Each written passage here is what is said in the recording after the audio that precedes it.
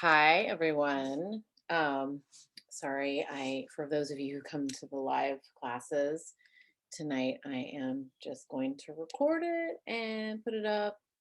Um, so anyway, we're kind of ahead of the game, which is good because maybe people can do some catching up.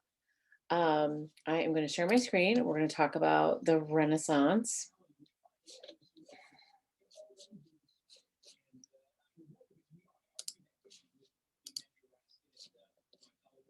Oh,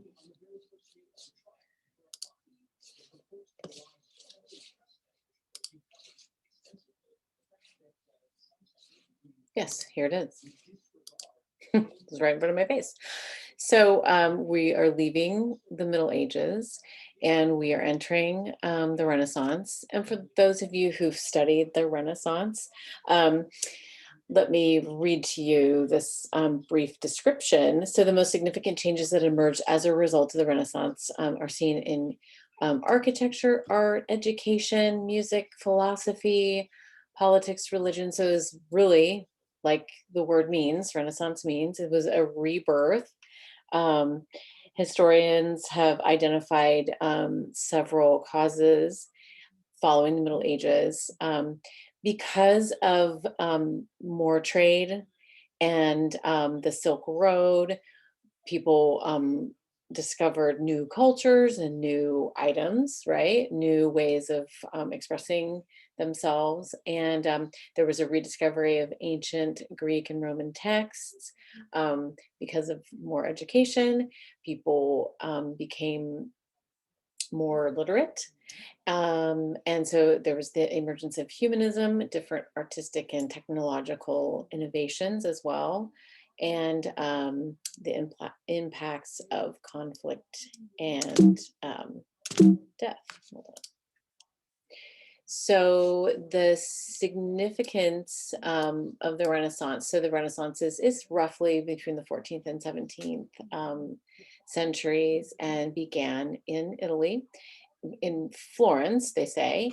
So it's basically the birthplace of classical art and architecture. And one of the reasons I wanted you to read Vitruvius, and I still think that's very important, and I'll probably create like some sort of discussion board where we can sort of talk about different points. Maybe I'll ask some questions specifically that I want you to address because I think his he's very educated, very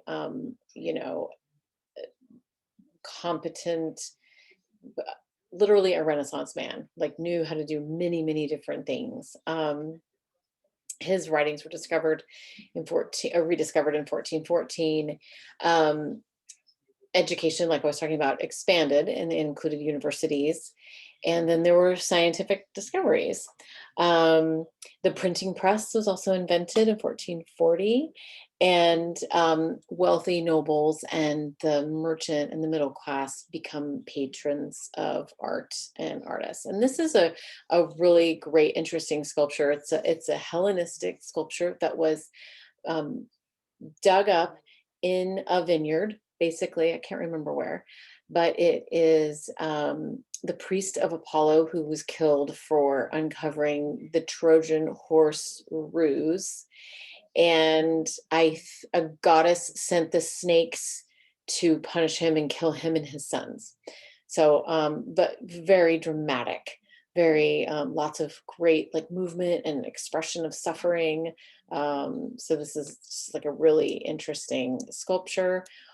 Also, most likely it was colored, which is fascinating to think about as well. And it is supposed to be a very like amazing example of um, anatomy and I mean it really does the height of realistic yet with a lot of drama.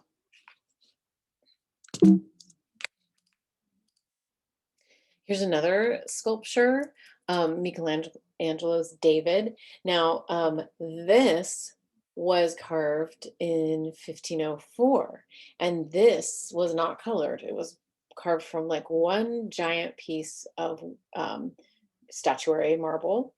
And you notice the like very still and non-dramatic way he's standing. You notice the symmetry in his body, very typically classical. If there is anything typically classical, this is it.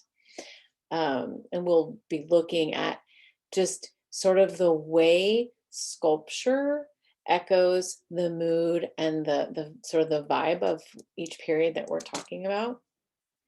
One of the great things that happened during the Renaissance was the rediscovery of perspective drawing. And if you'll notice this, those of you who have ever taken a class or learned how to do perspective drawing or sketching, you'll, excuse me, you'll note that this is a drawing, painting of it's a 1-point perspective drawing. So this is the horizon, and this is the point that they're using, and then they just use lines like these could be considered construction lines that just radiate off that one point and allows you to draw different things. It's actually, once you learn how to do this type of drawing, it's actually quite simple. It's the 2-point perspective that's not as easy. But what happened in terms of rediscovering the perspective was that people used this method in a lot of homes, inside homes and buildings, and community gathering places, theaters, churches, things like that, to create very realistic paintings to add depth and to kind of fool the eye, which is what trompe-l'oeil means. And it's a really interesting way to create depth where there is none, in terms of maybe just like a plain wall or something like that.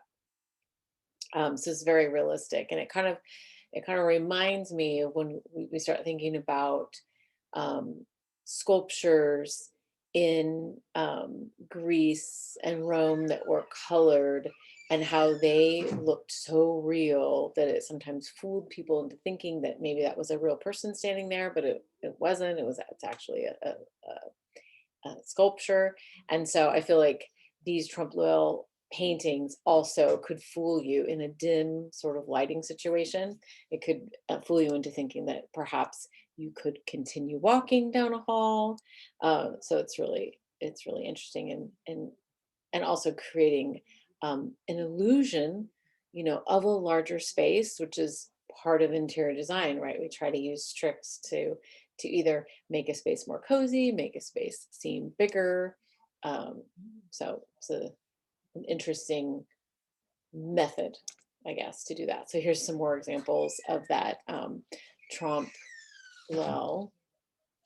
This is really interesting with this like sort of very plain like brick wall, yet paneled and with relief sculpture that look like plaster, right? We've got all these. But then there's also, painted sort of shelf with like very realistic looking, shadows of the bunting, or of the material. It's really interesting. And then this is another one. Kind of looks a little, this kind of looks like, the colors of Rembrandt, and even this, um, curtain here that is painted on there.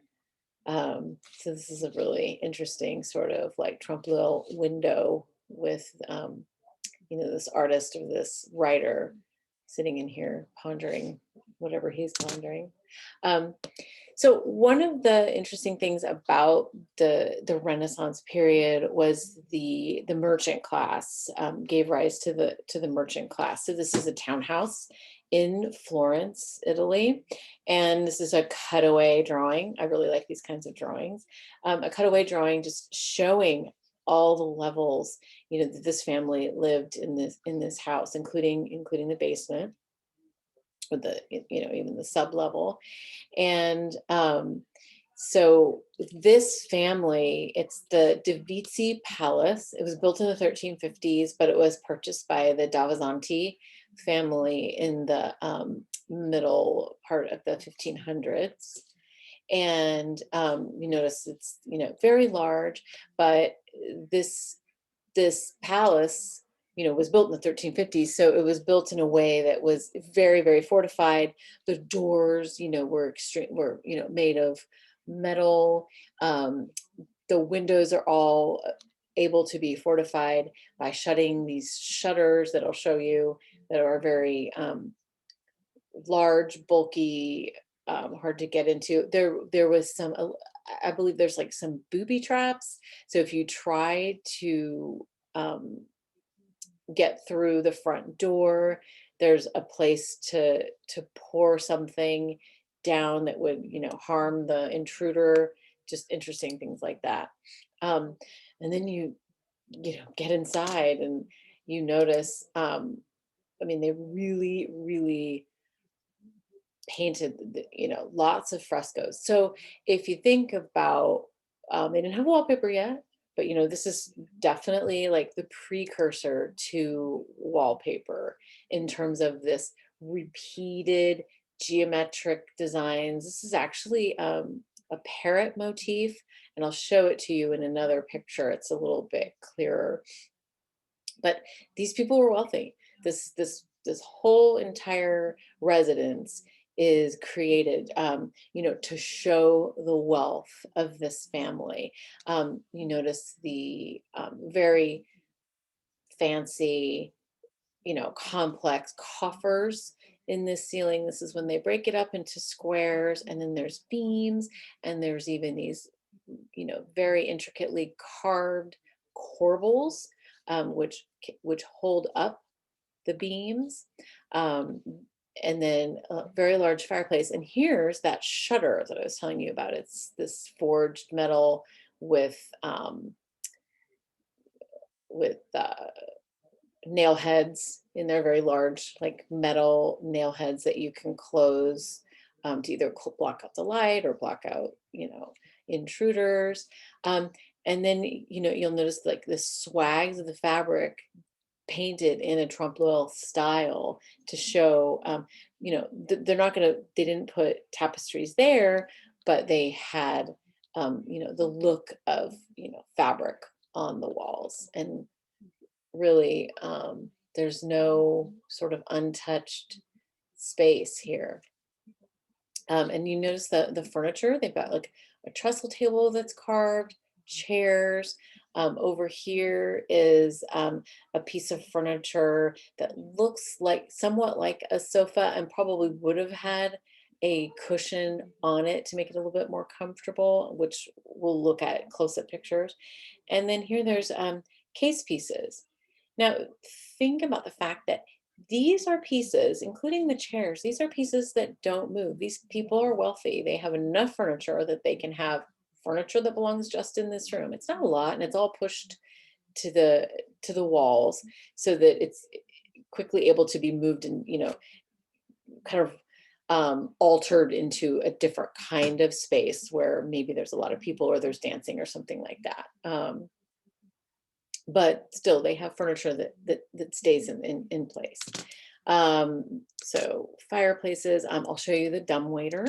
They also had a cistern on the property to collect water. And we talked about the tapestries and the wood beamed ceilings. Oh, and these floors are herringbone tile. So as much as we love the herringbone now, they loved it then.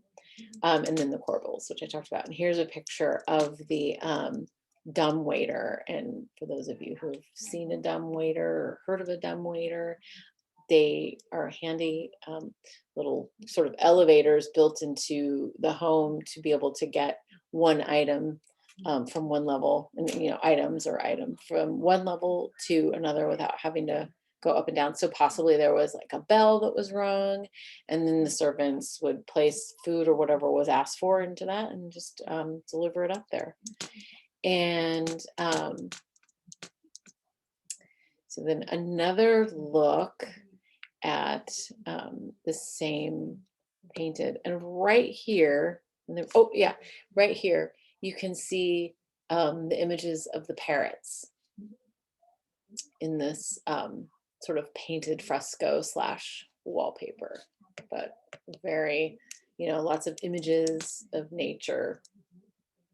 And then, so during the Italian Renaissance, the work of Andrea Palladio was very popular. So in terms of the dome, which was a Romanesque motif or design element, you see the dome, we see columns, we see a temple front, which harkens back to Greece, and you see these temple fronts on all four sides. And you see pilasters, and I'll show you some pilasters in some of these. We're not seeing this yet, but we get vaults in this building. We get arches. You see these architectonic elements like the pedimented windows here, and then we get obviously these pediments here on the top of the porticos, and we get the Ionic capitals, and we get the steps on the center axis, and then you see the everything is designed very symmetrically on an axis, similar to a Greek Roman temple. And then another one of those great elevations that have cutaways in them. And then a little diagram here. This is the Teatro Olimpico in Venice. So this is obviously a theater, and this being the Italian Renaissance, they're pulling from what they've learned about Greeks and Romans, and they've got all these statues up on the top of the cornice, and then this is all very architectonic in terms of the cornice, and then the columns that are holding up the cornice, and these columns are Corinthian because they have the leaves. And then you notice here, these are sort of like 3/4 columns or half columns that are placed against a wall. Those are pilasters. And then we've got niches and busts in here. And then the ceiling is interesting because it's the wood ceiling. And then beyond is a trompe-l'oeil, sort of a whole wall panel or a mural that's trompe-l'oeil. The next, sorry about that. The next slide is St. Peter's in Rome, which is the biggest, I think. Well, if not one of the biggest, it is the biggest Christian or Catholic church in the world. And we have basically a colonnade here at the top, saints along the top, and then we've got like a hierarchy here of, we've got pilasters, and then we've got the frieze here, we've got the pediment, and then we've got Corinthian columnar, but they're pilasters, right? They're pressed against that wall, and you're going to start to see pilasters everywhere, sort of a column light. And then obviously a very, very large dome. I would love if somebody would like to do, a project to really dig into St. Peter's. There's a lot of history in terms of architecture and designers and people's contributions to this work. So I think it would be a really great thing to kind of delve into and learn a little bit more about. Just a thought. Then Palladio, Andrea Palladio, was influenced. He's a Renaissance architect, and he was influenced by Vitruvius's work. And I mentioned the golden ratio. The golden ratio is a 1.6. So if we think about spacing things out in a way that is pleasing to the eye, the golden ratio is somewhat like, if you look at these a 1.6, and then this area. So this area appears to be about 1.6 of this area. And it just breaks things up into pleasing proportions. And I look at these spiral staircases, which is kind of fascinating that they're in this space, as sort of like a pleasing, beautiful spiral. Um, and then these houses this is a city house in Venice. Notice the statues, at the top, and the columns, the pedimented windows, the arches. So this is a city house, and then this was a country house. Pretty little bit simpler, not as complicated in terms of like division of rooms, and a little bit humbler looking. This is definitely trying to create a splash, right? So one of the words I've been using a lot is the architectonic, which relates to architecture or architects. So architecture informed the style of furniture. I know you've seen this, and furniture is not quite separated yet from architecture. So there's a lot of aspects of architecture and the decorative part of architecture that bleed into the design of furniture. And this is an image of the Arch of Jupiter at Ammon. Here's an image here of the round temple, the Temple of Vesta, and you see a larger picture of that temple. Obviously, both of these very old. It's really cool. So going into furniture and thinking about what makes those things, architectonic, you really can see it in both of these pieces. So these are called Casapanca. So from roughly 1550. This is just a piece of furniture, like basically a sofa that would have had a cushion on it. And once you take the cushion off, you can just pull up the lid and store anything you want. It would have a lock. And then you notice that it has like a cornice with a decorative frieze. And then you've got little like babies, sometimes called putti. These are called sometimes lozenges. There are other names for these motifs as well.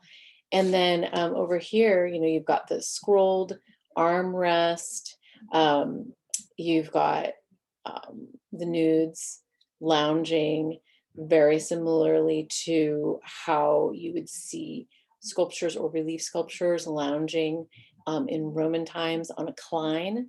And then you've got an urn here, very classical, with the kind of the fabric swags between them, and then all kinds of different scrolls with leaves and sort of nature motifs over here. Here's a piece of furniture. I love these. These are scabellos. So it's basically a stool, yet just slightly fancier. Just a beautiful sort of carving on the front and the back, but really simple with like sometimes this one doesn't, but sometimes they do have like stretchers between the two. And then it just has like, really beautiful carving. This has vines and leaves with the scrolls, and a little bit of architecture up here at the top with a cornice, and then the seat, and then we've got like a face here. It looks to be like a winged, either a bird or a human, and then a winged woman that looks very similar to the Winged Victory. And then this one, it's also, you know, tons of decorative, very intricate carving with a little bit of gilding on it. So a lot of times placed against walls because they were sort of like occasional seating where if you needed extra, you know, you could pull it over, easy, a little bit smaller, easy to move. Um, Scabellum does mean stool, and basically just like little like casual kind of side chairs for the for the nobility. Here's another really pretty chair. This is sometimes called Dantesca, Savonarola, um, Sav Savonarola, and it's derived from the curule, the Roman curule stool. So it's kind of like a scissor chair, but there what would happen is if they could really collapse, which not all of them could actually, but this one, you basically lift this back piece. This is sort of on a pivot. So you lift this up and then this, oops, this side and this side could then scissor together. And then you could fold them like a folding chair. You could just basically move aside and then you pick this. These sometimes would be like available to be like picked up and moved and then the whole thing can kind of scissor it together. So it's this is basically like a walnut, you know, like a dark wood with painted, really beautiful, like painted decoration and kind of a seat for a religious, you know, dignitary or priest or something or bishop. Um, Here's another variation on that theme. This one, it looks like a little bit like simpler in terms of, and also this one doesn't look like it folds up like the other ones, but it definitely has like a silk velvet with fringe, you know, would be expensive. And so and then you notice that the arms are a little fancier, a little bit more curved. And then notice this is a table, but you notice how much this looks like some sort of architectural work, like a bridge, you know, or the side of a building um, with the archways and the carved legs, and then the very heavy base on it. So yeah, this is the side, the table with all of its complicated, intricate carving. It kind of looks like a shell. Um, but this is basically like a center table, and it's Venetian, carved walnut. So notice all those architectural elements. It's very like different looking, I think. This is a cassone. This is Florence, and this is basically like a hoop chest or like a wedding chest, and it's showing an image of you know, like a happy wedding, and it's a wedding procession, and they're surrounded by these angels, so it's like blessing the union, and you know, this looks like a place where you can keep all of your, once you're married, you can keep all of your possessions, you can lock it up. And then it's, you know, heavily carved, painted, gilded as well. But it definitely has that, still those architectural themes in there. You know, here you can kind of see those little dental moldings that we've seen on buildings before.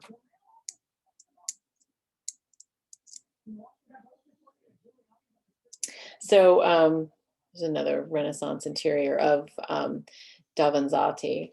So high, heavy ceilings. You notice here that those wood ceilings are actually painted and probably gilded a little bit too. You can kind of see that. But look at these very complicated frescoes on the walls where no spot is left undecorated.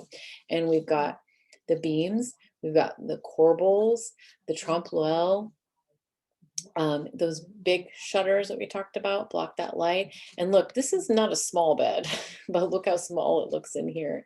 This is a 4-poster bed with bed hangings in order to keep the sleepers warm. And then we got a fireplace here. And then this is a chair. It's called a sedia, and it's an armchair. And then we've got tile and brick floors. And then here we've got the same decorated ceilings. Here we've got walls that look like they're lightly painted, but the years have really taken the decoration down a little bit. And then there's that center table idea, and then these armchairs along the wall, pieces of furniture, and then other, pieces of decoration. These look like tapestries, smallish kind of tapestries that are on the wall. And then here's another thing that I'd love somebody to look at is Alhambra, which is in Spain, and it's built as a fortress in 889 AD, and then it became a palace. It's huge. So there's Moorish influences mixed in with universal Renaissance aspects. So there's towers, there's dome, there's columns, arches, stone, tile, floors, and courtyards. And here's some details from them, and you really see the Moorish motifs. So we've got tile work, mosaic tile work. We've got objet, where you see like an urn, like a beautiful urn, like how that would be decorated. This is a piece of art, but showing how detailed the lacework and the tracery was. And you notice it up here, and then the carving here in these walls and the archways. And then you see those smaller, sort of almost Roman style, but probably Moorish style columns. And then this is a royal monastery built for Charles V, and very large. And you notice here on the outside, the columns that are not quite columns, they're pilasters, right? And you get the arches, windows, but then interspersed there are straight windows as well. And then up here you almost see like a portico type architectural motif, but then it's up high, just kind of adding to that whole grandeur and that sort of hierarchy in terms of how we're sort of putting it all together, sort of pressed into the side of the building. So you see that like right here. And then the interiors, all highly decorated, quite heavy, really. Wood carving, lots of wood paneling, very, very dramatic, exaggerated paintings. We've got this kind of vault, which is a barrel vault, all painted and decorated. And then all of these, even this painted wood is all, paneled, gilded, and then in the floors as well. And then here is a pilaster detail. So we've got those sort of flattened column ideas. But then if we go into like a more modern approach to those pilasters, you see it everywhere. Here's less modern, but you see it in all types, all periods of architecture, that pilaster. Even here on the wall treatments, you're seeing these very thick paneling with columns / pilasters. The dentil moldings.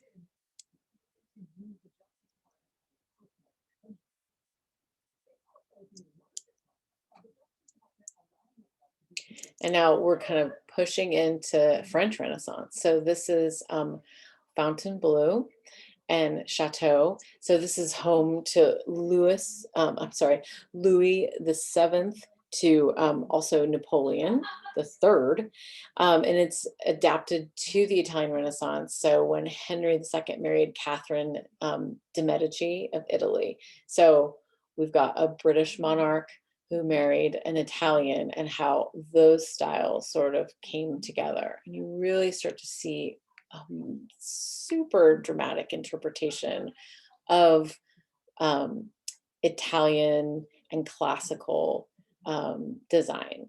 So it's, again, highly decorated, and you'll notice this really interesting thing that they do sometimes is like the floor and the ceiling sort of mirror each other. It's not exact, but you get that same sort of repetitive nature of the, what is this? 1, 2, 3, 4, 5, 6. So this octagons, and we've got it here too. 1, 2, 3, 4. Yep. So this is a wood inlaid floor and a pattern of like repeating octagons and diamond patterns. Really beautiful. And then notice this hierarchy that we get as we go up the paneling, and we get the pilasters, we get the paneling, we get the cornice edge, and then up here you get like a pediment filling with the frieze, and we get the barrel vaults going all the way around, and then just all kinds of gilding and candle chandeliers.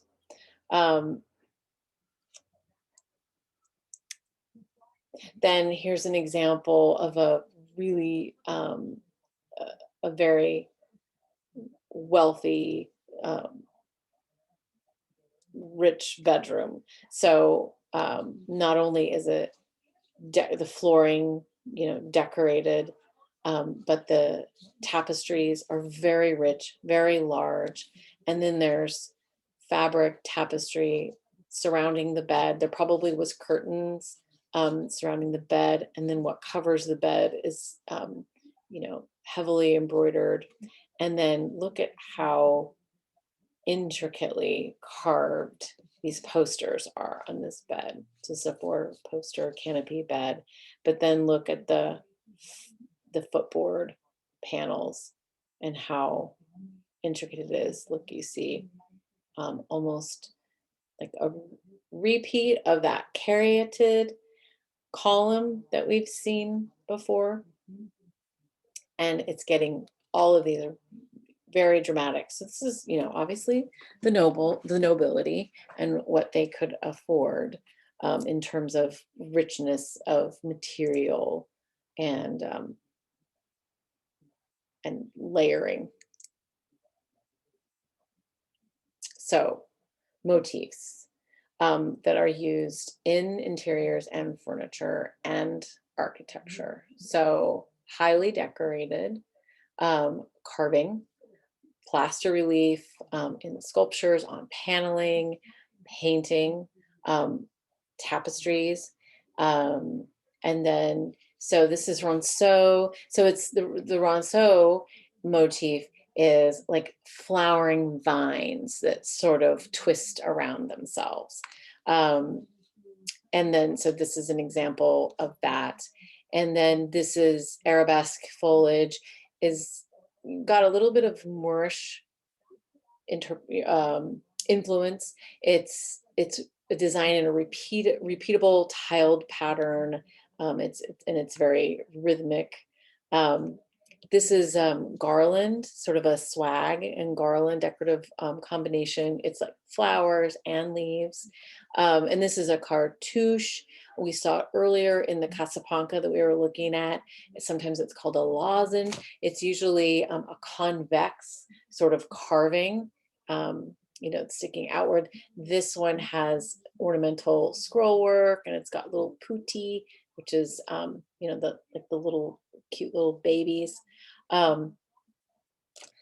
Whoopsie. Okay.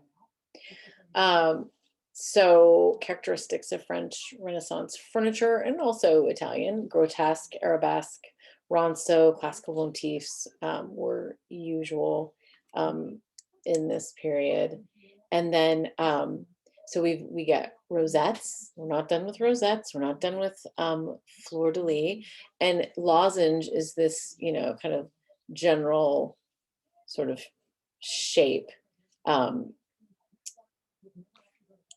here.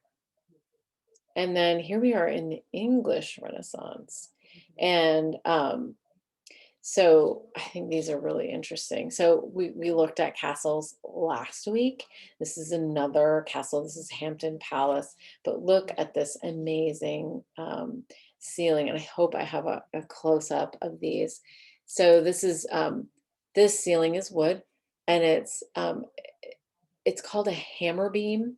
And these kind of drippy looking shapes are called eavesdroppers, and they're actually like very miniature people hanging down, and as if it's a little bit sinister in a way. It's like eavesdropping, so everybody's watching you. Notice all the amazing tapestries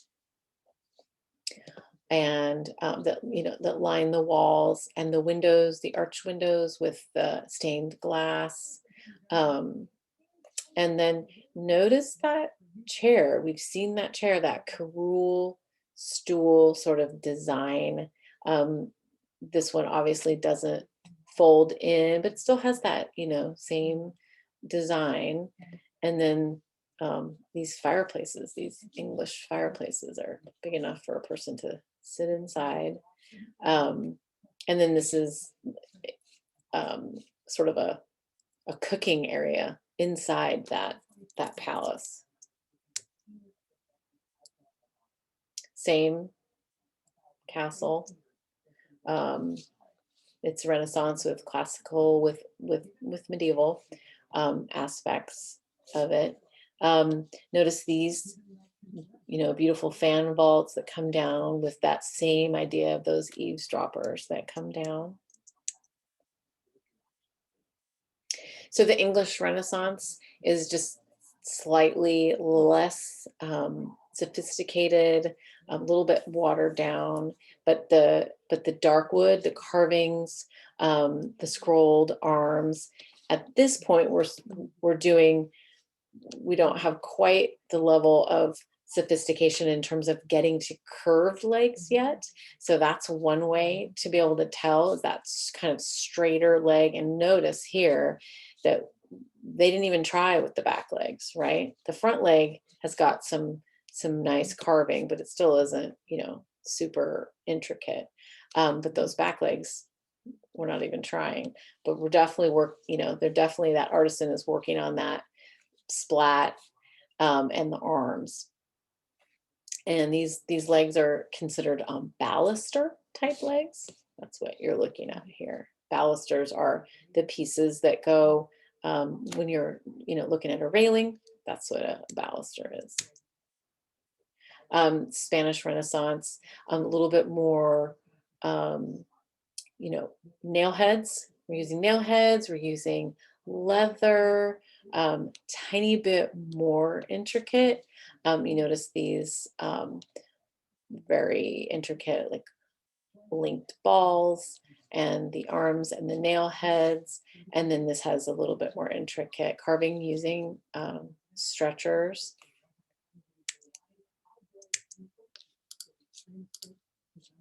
And I think that's it. So really, the big thing with the Renaissance is the architectonic, and then the motifs that we looked at on the furniture and on this slide, and thinking about the dramatic, and we're going to even get more dramatic in terms of the Renaissance going into Baroque and Rococo.